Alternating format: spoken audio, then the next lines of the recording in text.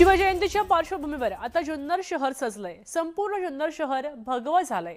मुख्य रस्त्यांवर आकर्षक ऐतिहासिक प्रवेशद्वार उभारली गेलेली आहेत। छत्रपती शिवाजी महाराजांच्या पुतळ्याला अगदी आकर्षक अशी रोषणाई केली गेलेली आहे, सजावट केलेली आहे। जुन्नरच्या शिवजयंतीच्या तयारीचा आढावा घेतलाय प्रतिनिधी सचिन तोडकर यांनी। पाहूया। छत्रपती शिवाजी महाराज यांची 396वी जयंती उद्या साजरी होत आहे।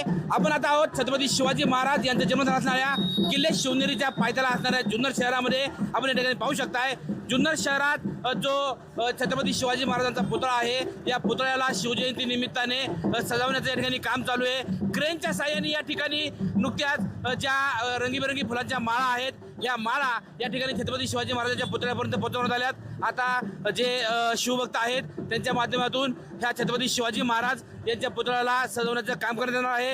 या ठिकाणी उद्या राज्याचे मुख्यमंत्री, उपमुख्यमंत्री यांच्या प्रमुख उपस्थितीमध्ये जुन्नर शहरामध्ये किल्ले शिवनेरीवरती छत्रपती शिवाजी महाराज यांचा 396वा जयंती सोहळा साजरा होणार आहे। असं असलं तरी जुन्नर शहरामध्ये कालपासूनच शिवजयंती महोत्सवाला सुरुवात झाली आहे। त्या अंतर्गत अनेक सांस्कृतिक कार्यक्रम या ठिकाणी राबवण्यात आले आहेत। आपण या ठिकाणी पाहू शकताय संपूर्ण जुन्नर शहर आहे।